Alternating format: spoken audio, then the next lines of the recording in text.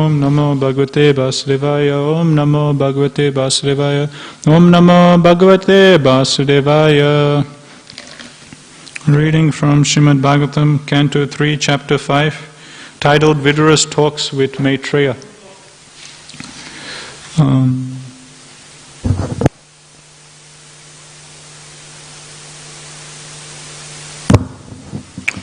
Reading from Srimad Bhagavatam, Canto 3, Chapter 5, Vidura's Talks with Maitreya, text number 26. Kala vricha tu mayayam guna mayam adoksaja purusenatma bhutena viryam adata viryavan. Word for word translation. Kala, the eternal time, vricha, by the influence of, tu, but, mayayam, in the external energy, guna mayam, in the qualitative modes of nature, adoksaja, the transcendence, purusena, by the Purusha incarnation, atma bhutena, who is the plenary expansion of the Lord, viryam, the seeds of the living entities, adata, impregnated, viryavan, the supreme living being. Translation and purport by His Divine Grace Srila A.C. Bhaktivedanta Swami Srila Prabhupada, Srila Prabhupada Ki Jai. Translation. The Supreme Living Being, in His feature as the transcendental Purusha incarnation, who is the Lord's plenary expansion, impregnates the material nature of three modes. And thus, by the influence of eternal time, the living entities appear. Purport. The offsprings of any living being is born after the father impregnates the mother with semen, and the living entity floating in the semen of the father takes the shape of the mother's form. Similarly, mother material nature cannot produce any living entity from her material elements unless and until she is impregnated with living entities by the Lord Himself. That is the mystery of the generation of the living entities. This impregnating process is performed by the first Purusha incarnation, Karanar na Vasai Vishnu. Simply by his glance over material nature, the whole matter is accomplished. Om Jnana Timrandasya Jnananjana Salakaya Chaksulmitam Yena Tasmei Shri Guruve Namaha. Jai Shri Krishna Chaitanya Prabhu Nityananda Shri Advaita Gadadhara Shivasari Gaur Bhaktavrinda. Hare Krishna Krishna Krishna Hare Hare, Hare Rama Rama Rama Hare Hare. Hare Krishna to everyone who's tuning in to Bhagavatam class today. So there's 2 paragraphs of this purport we'll discuss bit by bit. So we're reading from the 5th chapter of 3rd canto, Vidura's talks with Maitreya. So at the start of this chapter we saw Vidura putting forward questions to Maitreya Muni, and now we're seeing Maitreya, or hearing Maitreya Rishi answering Vidura's questions. And the topic he's answering questions on at this moment is in relation to how the Supreme Lord creates, maintains this universe. So I'll read the translation again for today's text. The Supreme Living Being in His feature as the transcendental Purusha incarnation, who is the Lord's plenary expansion, impregnates the material nature of 3 modes, and thus by the influence of eternal time the living entities appear. So in today's verse, Maitreya Rishi is talking about Karana Dakshai Vishnu. So as we know from in Chaitanya Charitamrita, Lord Chaitanya Mahaprabhu, he explains how there's different incarnations and avatars of the Lord. So I think there's 6 in total, different incarnations of the Lord. There is the Purusha avatars, which we're hearing about now in this section of Bhagavatam. So the Purusha avatars are 3. Karana Dakshai Vishnu, Garbha Dakshai Vishnu, and then Shira Dakshai Vishnu. And then you have the Guna avatars. So that's the second type of incarnations. So the Guna avatars are in charge of the 3 modes of material nature. So you have Vishnu in charge of goodness, and this Vishnu is Shira Dakshai Vishnu, and then you have Brahma in charge of mode of passion, and Shiva in charge of mode of ignorance. So they're the Guna avatars. Then you have Lila avatars, like Vamana Dev, Nrsimha Dev, Kurma Dev. So these are all avatars that come to perform some kind of pastime or lila. Just like it's given, Kurmadev in 8th canto of Bhagavatam is explained that Krishna, he was having a little back itch, little itchy sensation on his back, and to relieve the itch, he took the form of Kurmadev, and he enacted this whole pastime of the Mandara mountain being put on his back and being, changed from one side to another. In this way, 8th canto of Bhagavatam explains that Krishna, when the mountain was being turned around on his back, he was getting a nice, pleasing sensation, just like for all of us. If some part of the body is feeling a bit itchy, if you just, slightly, just gently itch that part, then it feels, you get like a nice, pleasing sensation. So in the same way, it's given, similar kind of thing was there for Kurmadev. And you see Matsyadev, he's coming and Krishna's enjoying the pastime of being a fish and swimming in the waters of devastation. As Lord Nrsimhadev, Krishna comes and he enjoys the pastime or the lila of fighting. So these are all lila avatars that different incarnations Krishna takes to enact different pastimes, to relish different moods. Like for in Lord Nrsimhadev's incarnation, it's given that Krishna, he wanted to have a good fight. And who better to fight with than his own devotees? Otherwise no one else would be able to give him a good fight. So Krishna, he arranges this whole situation where he makes Jay and Vijay descend to planet Earth, and then Krishna, he has a nice fight with them. As Lord Nrsimhadev, he has a good fight with Hiranyakashipu, and this way Krishna satisfies his desire of fighting. So just like we have all these desires of, of having a nice swim, having fighting, romantic, whatever humor, all these different rasas which we see all around us in the material world, they all originally come from the spiritual world, all originally come from Krishna. And because we're all tiny parts and particles of Krishna, we also have these small desires also. But when Krishna does it, it's something very extraordinary, and when Krishna does it, this pastime is glorified eternally. Just like these pastimes of these lila avatars like Kurmadev, Matsyadev, Lord Nrsimhadev, these pastimes took place a million and billions of years ago. But even though it happened so many billions of years ago, still even now, there's devotees not just here but all around the universe. They're talking and discussing about these leelas of Krishna, and they aren't feeling bored. Rather, they're finding it ever fresh and they're getting purified. So this is the wonderful nature of Krishna's leelas. So far we've covered 3 incarnations. So there's the Purusha incarnations, which we're talking about now in this section of Bhagavatam. Then you have the Guna avatars. Then we discussed about the Leela avatars. And then you have the Manvantara avatars. So in the day of Brahma, there are 14 Manus. And the period that a Manu rules for is called a Manvantara. So in one day of Brahma, there is 1,000 Divya Yugas. And one Divya Yuga is Satya Yuga, Treta Yuga, Dwapara Yuga and Kali Yuga. So all these 4 yugas combined together is one Divya Yuga. And Brahma's one day consists of 1,000 of these Divya Yugas. So in Brahma's one day, there is 1,000 Satya Yugas, 1,000 Treta Yugas, 1,000 Dwapara Yugas, and then 1,000 Kali Yugas. So that's how great Brahma's just one day is.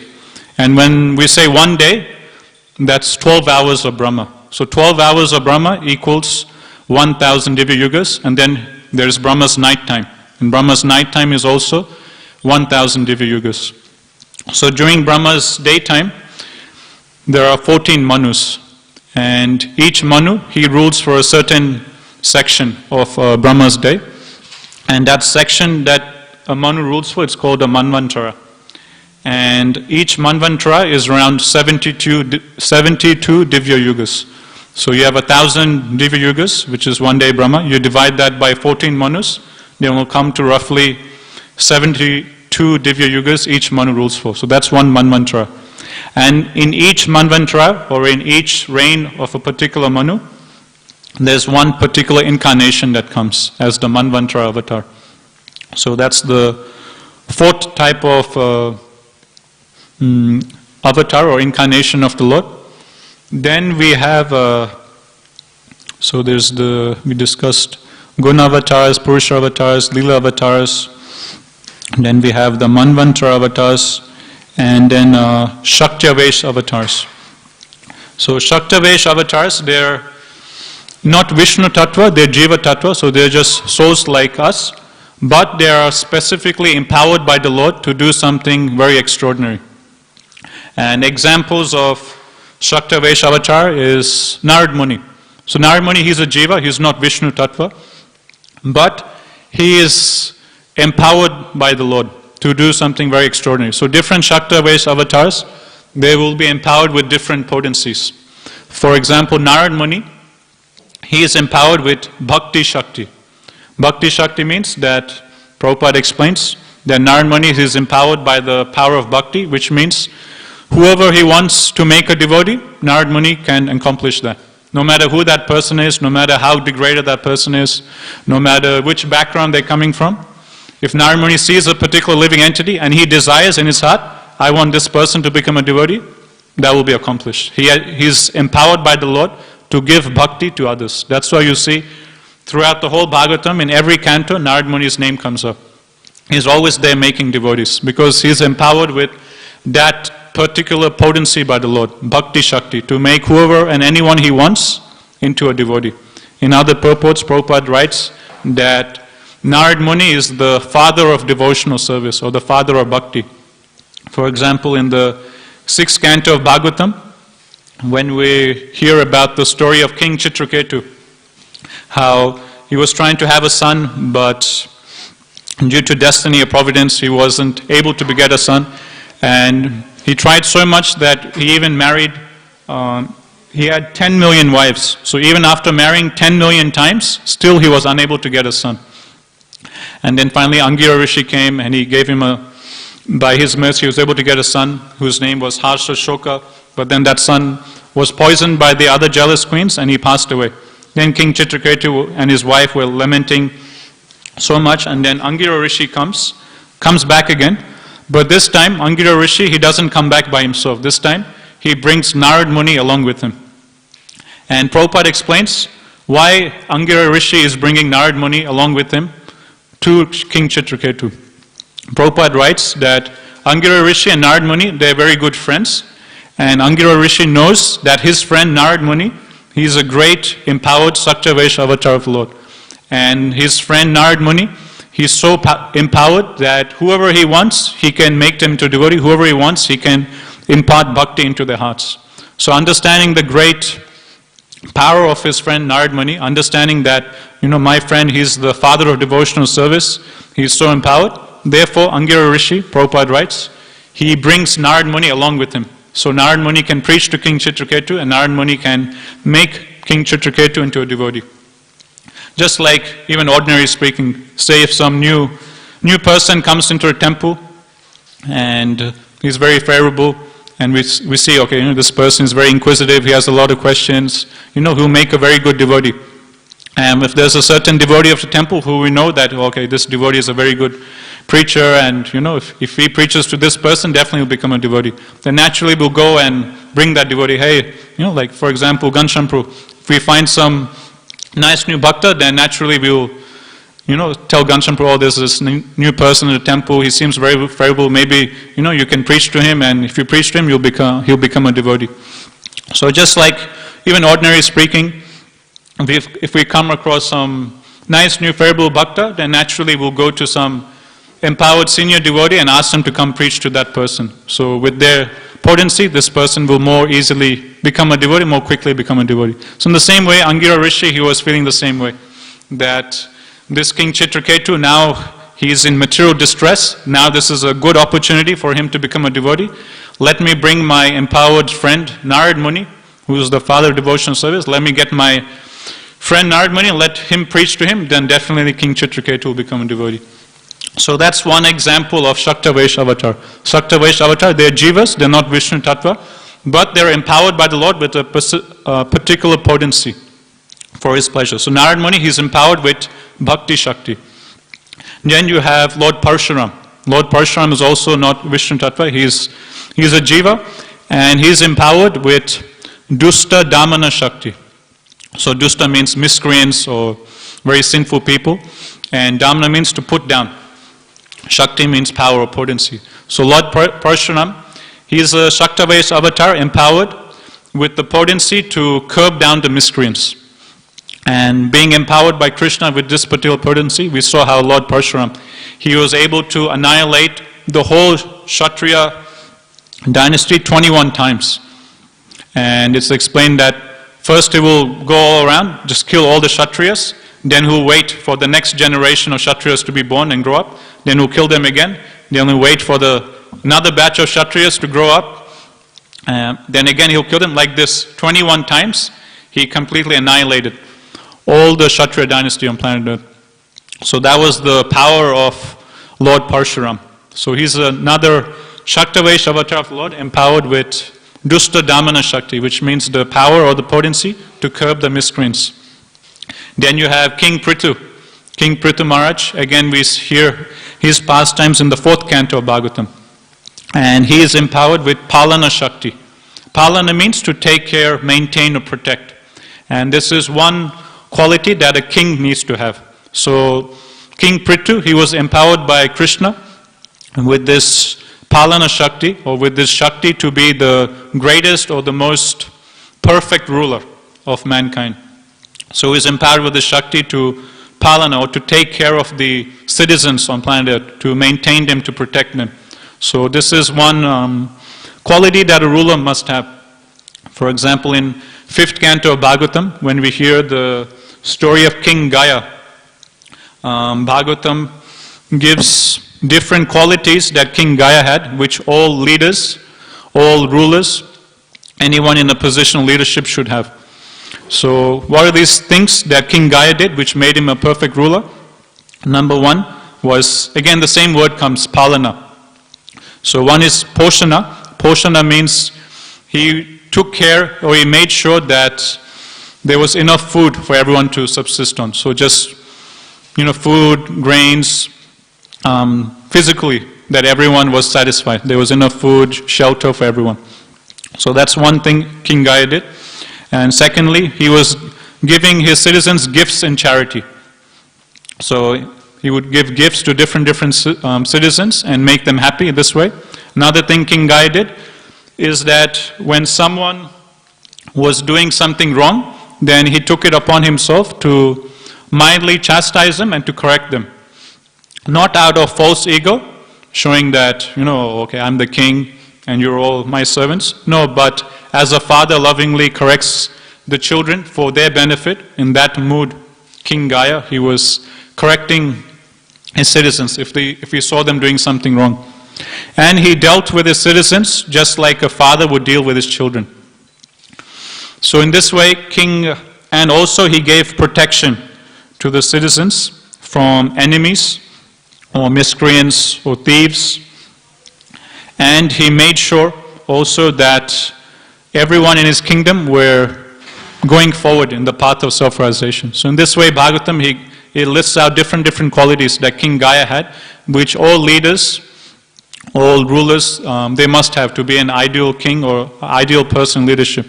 And this is something we can all learn for, because to a certain degree, all of us are leaders to one extent. Some of us might be a leader of a community, a nation. Some of us, on the other hand, can be a leader of a family. Leader means someone who inspires others or has some influence on others in their lives.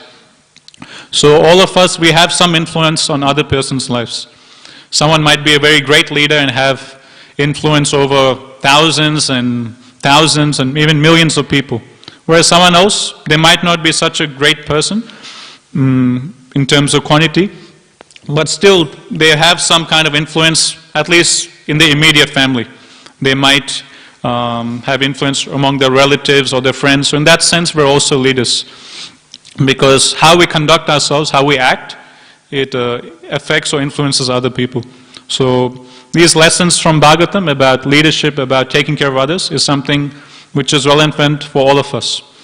So again, different things that King Gaya did. Firstly, he made sure that the physical subsistence of his citizens was taken care of. There was enough food, shelter, all the basic necessities was there.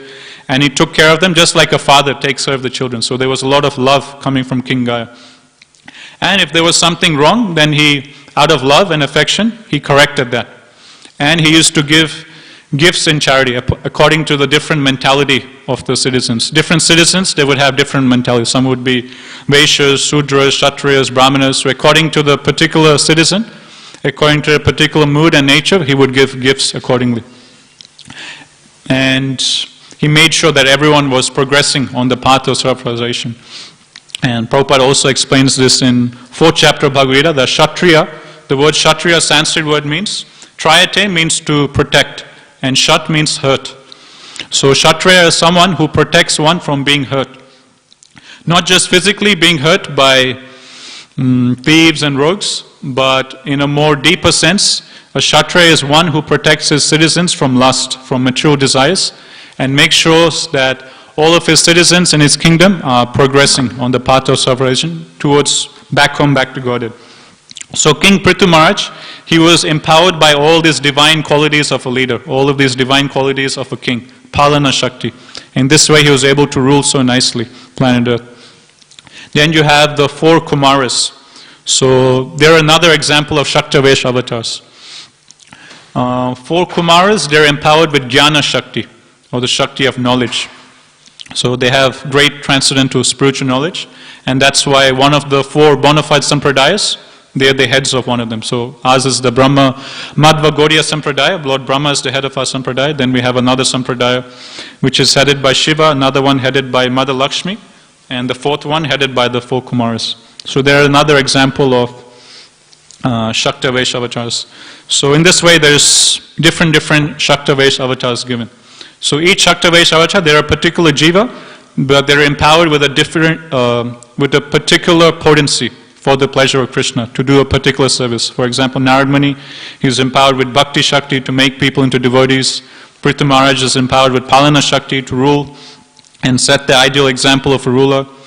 Lord Parshuram, he's empowered with Dusta Damana Shakti to annihilate all the miscreants. 4 Kumaras are empowered with Jnana Shakti. Also, Ananta Shes, he's another Shakti, he's given as another example in Chaitanya Charitamrita of Shaktavesh avatar. So he is empowered with the Shakti to hold up all the universes on his heads. This way there's different Shaktavesh avatars of the Lord. So, but in this section of Bhagavatam, we're discussing about the Purusha avatars. And this particular text is talking about Karana Dakshai Vishnu, about how he creates this whole material universe. So it's given in the Shastras how, like if you look at our skin, there's different pores. From each pore, a particular hair comes out. And from Mahavishnu's transcendental body, from every single pore of his body, from his skin, a particular universe comes. So you can imagine how big is Mahavishnu. Transcendently big, we can't even conceive. And our universe, it's 4 billion miles in diameter. So 4 billion miles wide, that's how big our universe is. And that big universe is just coming out of one tiny pore of Mahavishnu's skin, transcendental body. So one can just imagine how big must Mahavishnu be. And this universe, which is 4 billion miles, is not actually a big universe. It's actually considered to be the smallest of all universes. So this is explained in Chaitanya Charitamrita, when Lord, our 4-headed Brahma, he comes to meet Krishna in Dwarika. At that time, in the purports in that section or in the translations, it's mentioned that this universe of ours is actually the smallest universe in the entire material creation. And because this, Prabhupada also explains, because this universe is 4 billion miles wide, that's why our Brahma has 4 heads. And because the other universes, material universes, they're bigger, that's why the other Brahmas, they have more heads. So our Brahma, he has the least number of heads. Other Brahmas from other universes, they have 10 heads, 20 heads, 100 heads, 1,000 heads, 10,000 heads. It's even given some Brahmas have millions and millions of heads. So we can't even imagine a person with 1,000,000 heads, how would they look like? But it's given some universes are so big and so vast that the Brahma in that particular universe needs to have more than 1 million heads to deal with that much space in that universe. Because our universe is relatively very small, only 4 billion miles. So our universe, in our universe, our Brahma has only 4 heads. But in other universes, because it's so millions of times bigger than our particular mature universe, so that Brahma in that universe accordingly has to have more heads, like 1 million heads to deal with that much space. So that's how big these small mature universes are, but all these mature universes, they're just coming from a single pore of Mahavishnu's transcendental body. So in this way, one can understand what is it that we can learn from this section about them? We can learn about the greatness of our Krishna, of our Radha Gopinath, how great they are, how great is their omnipotency.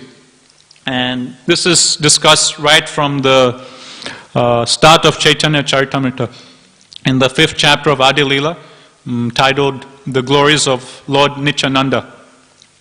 And in that chapter, where Krishnadas Kaviraj Goswami, he's glorifying Lord Nityananda Prabhu. How does he glorify Lord Nityananda Prabhu? By talking about these Purusha avatars. That, hey, look, from Nityananda Prabhu or Balram, this expansion comes, the Chaturvyuha, then from Chaturvyuha, Narayan comes, then from Narayan, another Chaturvyuha comes, then from another Chaturvyuha, then finally Karna Dakshai comes.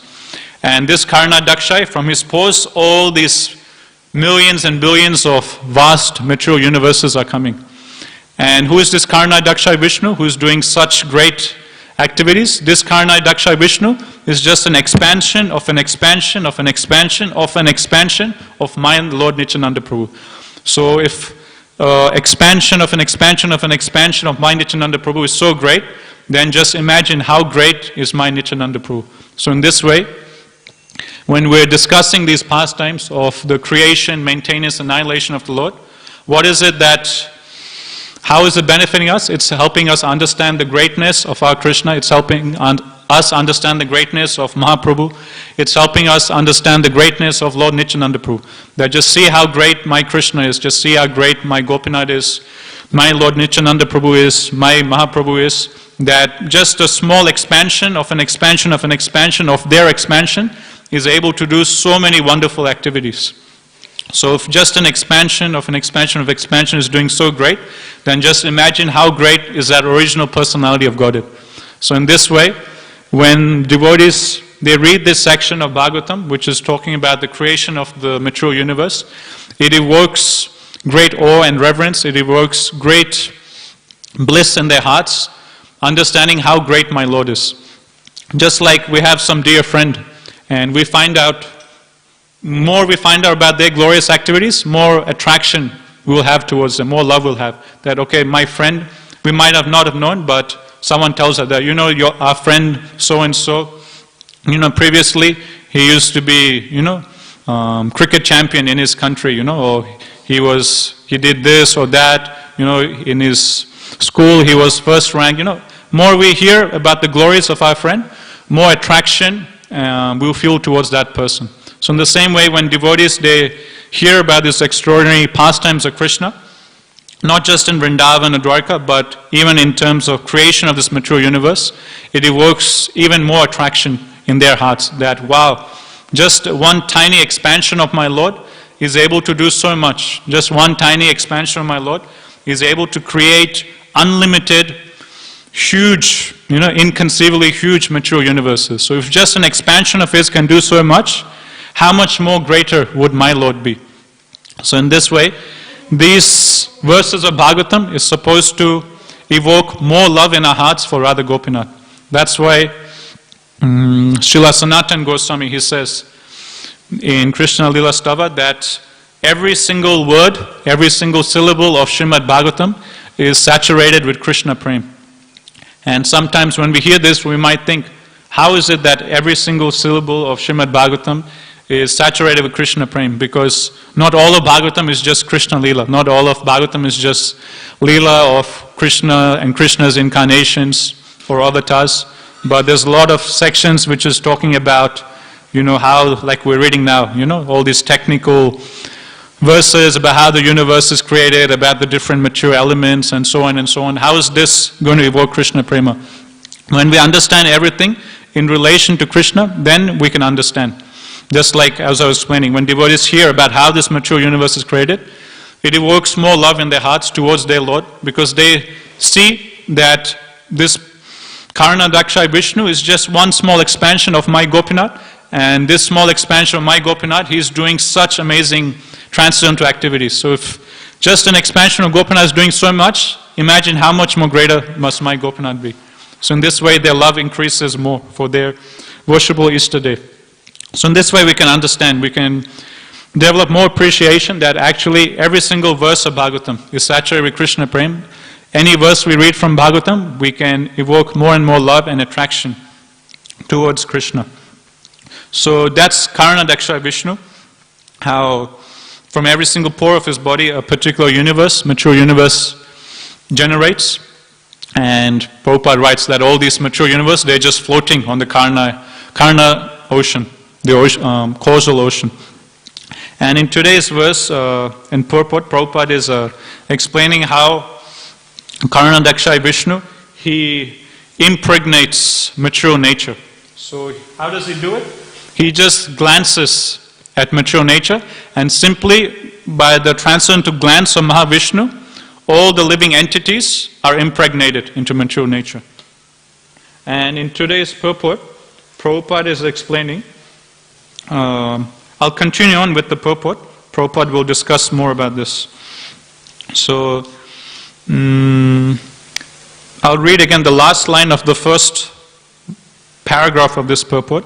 This impregnating process is performed by the first Purusha incarnation, Karana Vasai Vishnu. Simply by his glance over mature nature, the whole matter is accomplished. Okay, so we just talked about it now. Now we'll continue with the purport. We should not understand the process of impregnation by the personality of Godhead in terms of our conception of sex. The omnipotent Lord can impregnate just by his eyes. Therefore, he is called all-potent. Each and every part of his transcendental body can perform each and every function of the other parts. This is confirmed in the Brahma Samhita 532. Angani yasya sakalendriya vrittimanti. In Bhagavad Gita 14.3 also the same principle is confirmed. Mama yonir mahad brahma tasmin garbham dadami aham. So Prabhupada in his purport is explaining that Mahavishnu, how does he impregnate living entities? He just with his eyes, he just glances upon mature nature, and just by that glance, all the living entities are impregnated. But Prabhupada explains, in ordinary dealings we see in our human society, for a man to impregnate a female, he has to inject semen, and the soul then enters that semen, enters the female's womb, and then the body grows in size. But Prabhupada explains, Krishna, he doesn't have to go through this whole process to impregnate. Because Krishna has a transcendental body, each and every part of his body can do the function of the other parts of his body. Which means, to impregnate someone, Krishna doesn't, he can just do it with his eyes. Just by looking at that person, Krishna can impregnate. And that's what Mahavishnu does. Just with his eyes, he glances upon mature nature, and just by his eyes, he impregnates countless innumerable living entities into mature nature. So again, Prabhupada's talking about the glories of Krishna, glories of our Gopinath, how Krishna is so transcendently omnipotent, how he can do any particular activity of any particular part of his body through any of the other parts of his body. And we see the power of Krishna's eyes. For example, in this section, in terms of the creation of the universe, we're seeing that Krishna creates all the living entities just by his eyes, just by his glance. With the same eyes, Krishna can also revive someone back to life. For example, in Krishna Leela, when the whole Kaliya pastime happened, the cowherd boys and Krishna, they go to the bank of a particular part of Yamuna, which was poisoned by Kaliya. And the cowherd boys go and they drink the water in that particular section of Yamuna. And that particular section of Yamuna was poisoned by Kaliya's poison. And when the cowherd boys, they drink that water, they immediately faint unconscious and they pass out. And when Krishna, he sees this, firstly he's, that bhava is, that, okay, my friends have just passed away, what has happened? Then immediately it's mentioned in Bhagavatam, Krishna just with his eyes, just by glancing at his cowherd boys, he again revives them back to life. So that's the power of Krishna's eyes. Whatever he wants to do with his eyes, he can do. Any single function of any other part of his body, he can do with any other part of his body. So now we're talking about the power of Krishna's glance, power of Krishna's eyes. So with his eyes, he can manifest the entire material universe, which we're reading about now. Just with his eyes, he was able to impregnate innumerable living entities into the womb of material nature. And again, in Krishna book, we're seeing, with his eyes, he's able to revive someone who's passed away back to life. So all of his cowherd boyfriends who had passed away by drinking the poisonous water of Yamuna, which was poisoned by Kaliya, Krishna was able to revive them back just by looking at them. Another example of the power of Krishna's eyes we see in Ramayana.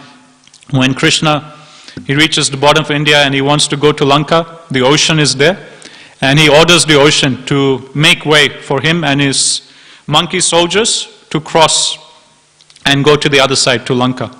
And Lord Ramachandra, he requests the god of the ocean, Varuna, that please, my wife Sita is on the other side with Ravana, please give us way so me and my army can cross over the ocean and go to Lanka and rescue Mother Sita. I'm Lord Ramachandra, I'm the Supreme Personality of Godhead, please make way. And Lord Ramachandra, he requested many times, but no response from Varuna. Then finally, it's mentioned, Lord Ramachandra, he becomes transcendently angry, and his eyes become hot in anger. And just by Lord Ramachandra's glance upon the ocean started heating up, just by the glance of Lord Ramachandra's angry eyes, transcendently angry eyes. And just by that heat, everyone, including the deity of the ocean, Varuna, they all become afraid that that's it, the whole ocean is just going to be devastated. Lord Ramachandra, out of his anger, he's going to dry up the whole ocean, and all the living entities in the ocean, they're all going to be annihilated today. And then finally, Varuna Dev, he comes and he says, please forgive me, I didn't recognize your supreme position. And then Varuna suggests that you please, throw some stones, write your name on it, and then it will float, and then you can walk over in this way. And in this way, your pastimes will be glorified eternally in the future also. So this is another example of how Krishna is able to do something very amazing just with his eyes. So with his eyes, he can impregnate innumerable living entities. We see that with Karna Dakshai Vishnu. With his eyes, he can revive someone who has passed away. We see that in Krishna Lila, how he revives his poisoned cowherd friends. And his eyes, he can also burn up an entire ocean, which we see with Lord Ramachandra. When he became angry, the whole ocean was heating up, and Varuna became scared that that's it today. Just with the glance of my Lord, the whole universe will be burnt up, all the water will dry up, and all the living entities are going to get burnt away. So this is the power of Krishna's eyes. Any single thing he wants to do, he can do just with his eyes, with any other part of his body. So any function of any part of his body, he can do with any one of the other senses. So that is the power or potency of Krishna's transcendental body. Another thing he can do with his eyes is Krishna can eat with his eyes. Just like we come and offer bhoga for Radha Gopinath, Krishna, he doesn't have to eat like how we eat, putting into our mouth. He can eat, accept the offering just by looking at it. Again, as Lord Brahma is saying in Brahma Samhita, Angani yasya sakalendra vrittimanti, which means Krishna can do any particular function of any one of the other senses through any one of the other senses. So the function of the mouth is to eat and taste nice foodstuffs. But Krishna can perform that function of the tongue through his eyes also. He can perform that function of the tongue through his ears also. So that is the power or potency of Krishna. Okay, we'll continue on with the purport. When the cosmic creation is manifested, the living entities are directly supplied from the Lord. They are never products of material nature. Thus, no scientific advancement of material science can ever produce a living being. That is the whole mystery of the material creation. The living entities are foreign to matter, and thus they cannot be happy unless they are situated in the same spiritual life as the Lord. The mistaken living being, out of forgetfulness of this original condition of life, unnecessarily wastes time trying to become happy in the material world. The whole Vedic process is to remind one of this essential feature of life.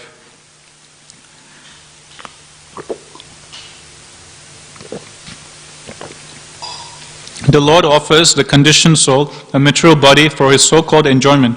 But if one does not come to his senses and enter into spiritual consciousness, the Lord again puts him in the unmanifested condition as it existed in the beginning of the creation. The Lord is described here as Viryavan, or the greatest potent being, because he impregnates material nature with innumerable living entities who are conditioned from time immemorial. Okay, so one other thing we can learn from this purport is how actually the Shastras explain that Krishna is actually a real father and Radharani, she's a real mother. Prabhupada in his purports, the Shastras explain that our current, biological father and mother, they're just a father and mother just for this one small lifetime. As we learn from the Shastras, we have had countless, innumerable lifetimes. Hundreds, thousands, millions, billions, trillions of countless lifetimes, material bodies we've had. And in each single one of those different lifetimes, we'd had one different set of father and mother. So Prabhupada explains that our material father and mother that we get in relation to our material body is not our eternal father and mother.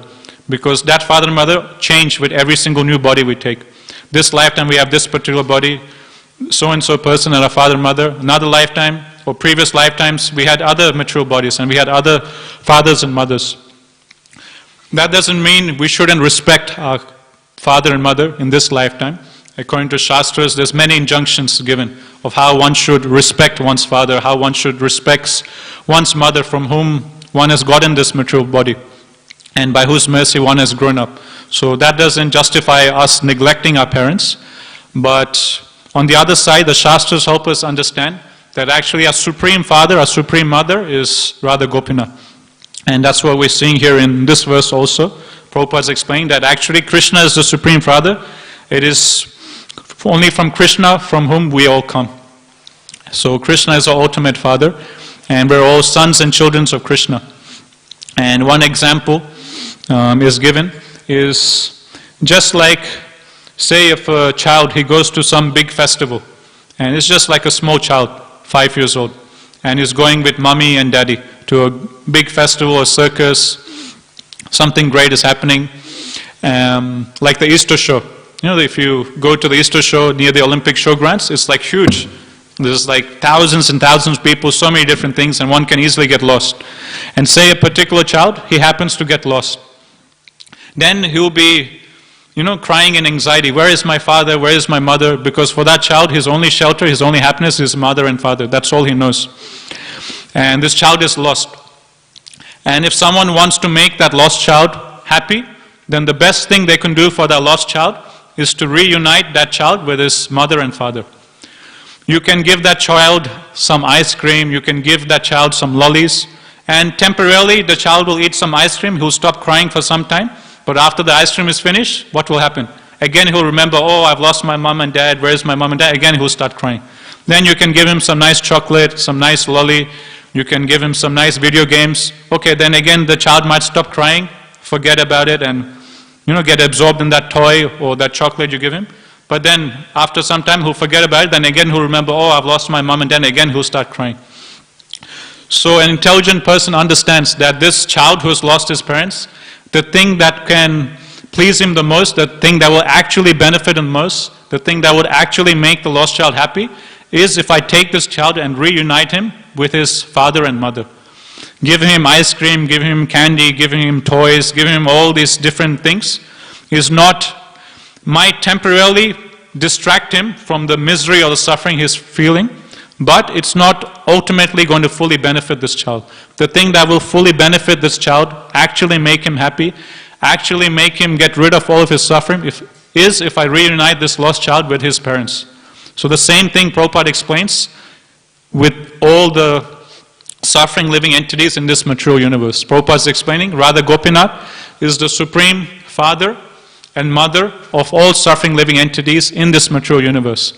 And no matter how much material enjoyment you try and give these suffering living entities, temporarily they might get distracted and might forget their suffering, but again the suffering will come.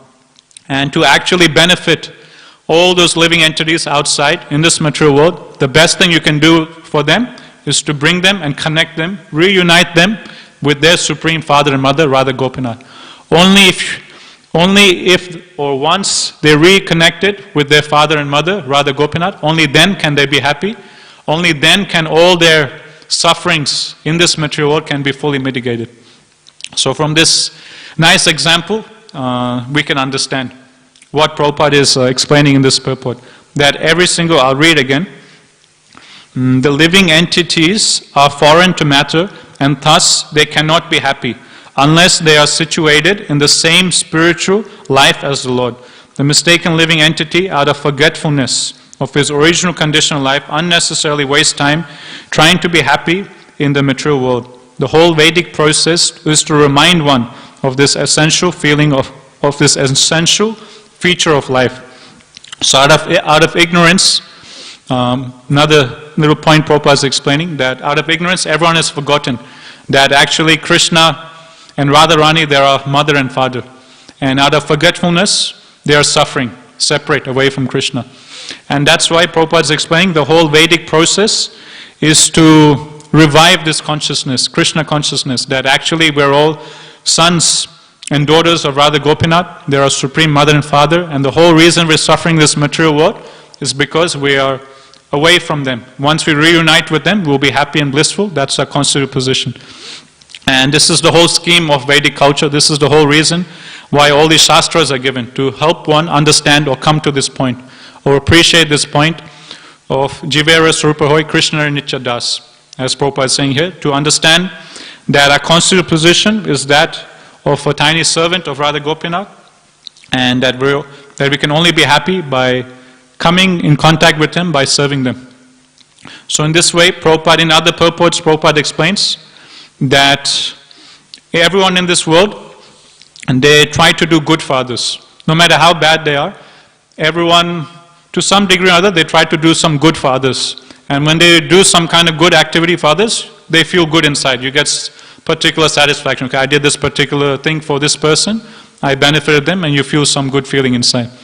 But Prabhupada explains that an actual friend is one who connects a particular person with the Supreme Friend, Krishna.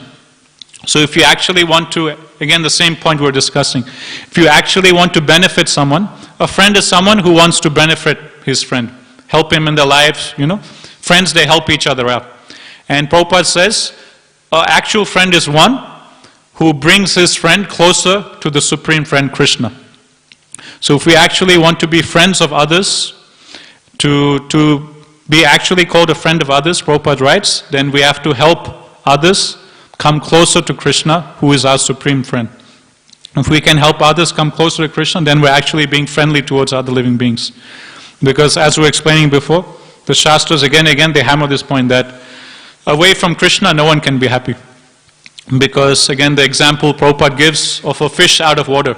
The constitutional position of the fish is to swim in the water. If you take the fish out of water, no matter what you give the fish won't be happy. You can come and give the fish, pizza, pasta, ice cream, nice big TV screen, nice BMW, Ferrari. You can give so many different things to this fish.